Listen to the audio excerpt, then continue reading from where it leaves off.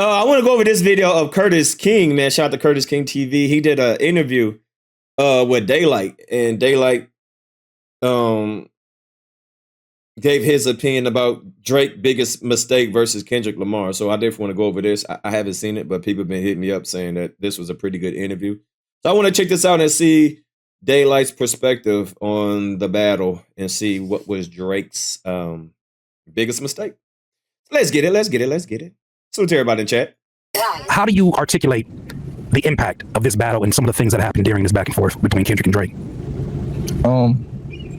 First and most foremost, like, I want to tell people, like, we got to not make this into something that is not. A lot of people tried to make this into like an enemy style beef to where it was like, yeah, somebody's gonna die or somebody's gonna get killed. Like, first of all, this is not like Ja Rule and 50. This is nowhere near that. This is not Tupac and Biggie. Like, this is not that.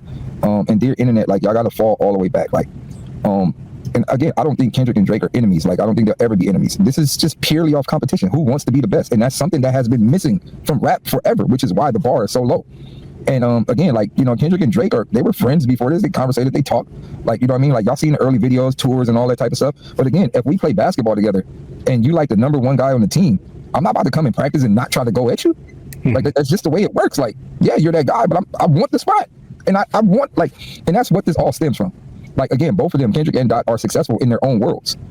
And what I think, and it's something that I think, and I'm going to give y'all a crazy perspective, both of them were searching for what the other had. Kendrick is successful here, all the way to the top, to a fucking Pletzer pride. I call it a pretzel plot. A pretzel plot. That nigga won a 80-foot pretzel. 80-foot solid gold pretzel for doing music. But right. I'm saying, like, Kendrick is solidified here and Drake is solidified there. And I think, you know, once you beat this game, you look for another game to beat. So Kendrick was basically in his Galactics mode. I ate this planet. I am looking for a new planet to eat. I want that planet. Yeah. And he came for it. And again, you know, at the top of the war, like, I seen what was happening, and I put something in the air, and I even said it on Twitter. I said, hey, Kendrick wants to land a hit, like a mega hit that the lower level people can really rock with. Not the super musicians and the super thinkers, just we're talking like the general public. He's going to land a hit. And what Drake needed to do was land a record that could solidify him amongst the super thinkers. Right?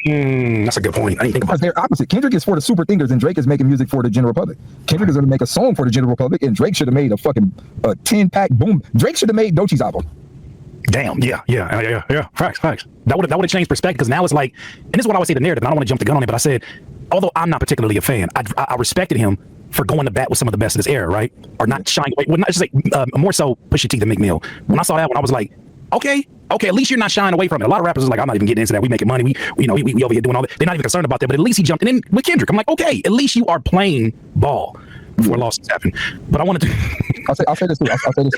Like, again, like, you have to know how to lose. Like, that's something that I've learned in my career. Like, there's ways to lose and win. And you can't think about the moment. You have to think about the outcome of the moment and what people are going to say when this is over. Right. The position could have switched. The switch could have been, yeah, Kendrick makes, you know, like, turn up West Coast music, but I'm really to the core of hip hop. Look at my super hip hop album. I'm really for the people. He could have changed the narrative. I'm really for the people. Like, I do this for Sean Price. That would have been cool. I mean, because that's what well, I wouldn't say that he did it because of academics, but remember when Not Like Us came out? Academics was on this whole press run, like, oh, Kendrick don't do nothing for the West Coast. You know, everybody over there, you know, blood walking and doing all of this, you know, here, everybody on the stage, you ain't gonna do nothing, right? So academics was on this whole campaign saying that, you know, the West is not up. Kendrick Lamar is up, but the West not. So what did Kendrick do? He made a whole West Coast album and put a whole bunch of people on, right? So, not saying that's why Kendrick did it, but that's something that academics definitely was pushing, right? He was pushing that narrative that everybody at the pop-up show that was blood walking, that was doing all of this, you know, doing all of that. He said, y'all ain't gonna do nothing. Kendrick is up, not the West. And what did Kendrick do?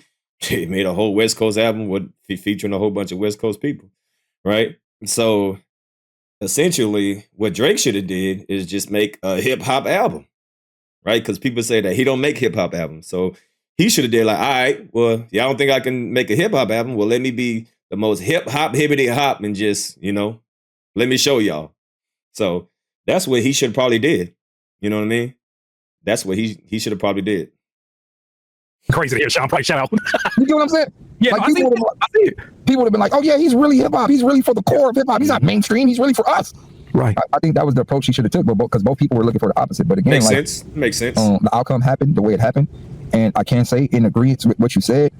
A lot of the music now was a lot of the music that was kind of in that little lane of just make some shit and have the labels pumping and it blow up. Like, that shit ain't working no more. You are the person that, you know, when Dave Chappelle was like, what the world's going through, I want to hear what Ja Rule got to say. Like, no, we need to hear what you got to say about just from a battling standpoint, because you're a strategist. You're somebody with a master strategy.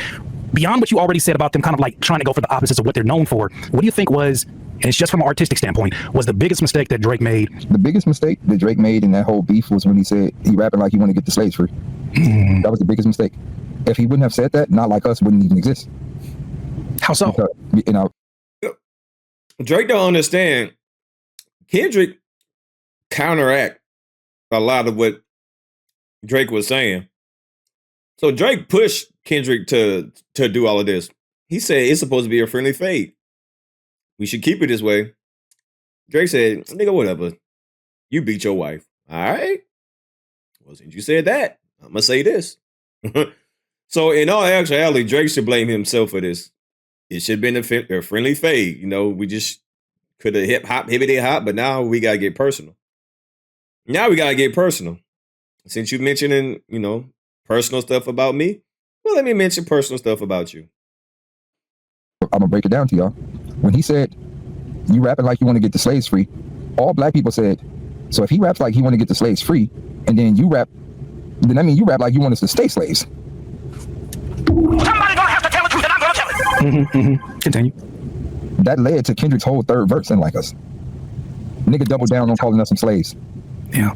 He not like us. He not black. Basically, that's basically, that led to that whole song. X. What's so funny about that part, though, I always counter that with, but when he was talking to Adonis, he said, you're a black man, and he's giving him lessons about life. And I'm like, how do you fare with that if you're a competitor and you're like, wait a minute, you questioning my blackness, but you just told my son, who got the curly hair and all that, you just said, you're a black man. These are the lessons that a man should carry with him. He basically telling his son, don't ignore your real heritage. Don't be like him.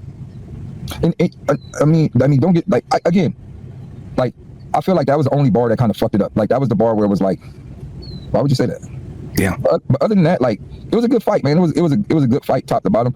I personally feel during that whole rap beef, and it is another minor mistake, like, you know, Drake is heavy in the battle rap culture. Heavy. Like, he rocks with the battle rap culture a lot. I don't understand why wasn't none of them called to help.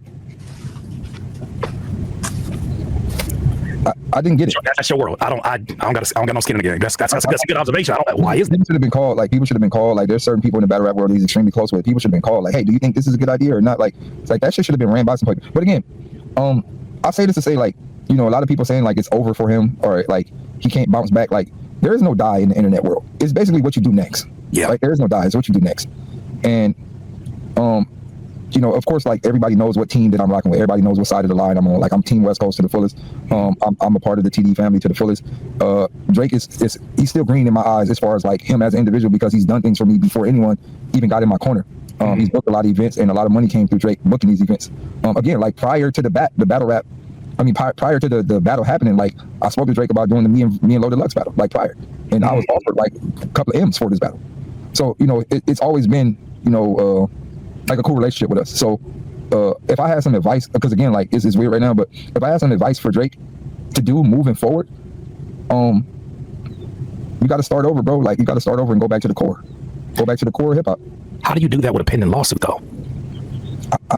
Look, man, again, we live in the World Star era. Today's news is not yesterday's news, and then the news after that, people will forget in a few weeks, bro. DIY. Dope interview. Shout out to Curtis. Dope interview. Oh, dope. Yeah,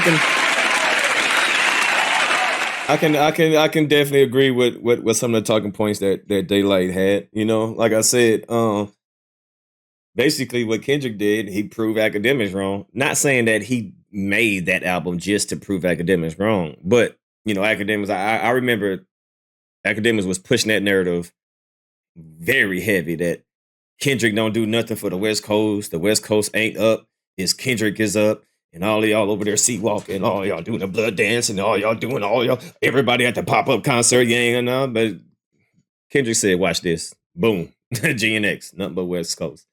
So in the grand scheme of things, you know, everybody said that, you know, since Kendrick Lamar said you ain't hip hop, well, Drake should have showed everybody how hip hop he was, you know, instead of making like Drake didn't help himself. He only hurt himself. Y'all remember right after the battle, he come out with Sexy Red, proving Kendrick to be right. He did a song with Sexy Red, proving him to be right. Then he did Down the Wiley. Like Drake's move after the battle hurt him more than the battle. Drake hurt himself more than Kendrick did, in my opinion. Like, cool, you lost, but the way that he lost just like made people be like, you's a bitch. Like, man, you a spoiled brat. You know what I mean? It's not that he lost, it's how he took the loss. Like, he kept crying and like, hey, it's a bitch. Right? Like, people just lost. I know I lost respect for Drake. I lost hella respect for Drake. So, great interview, though.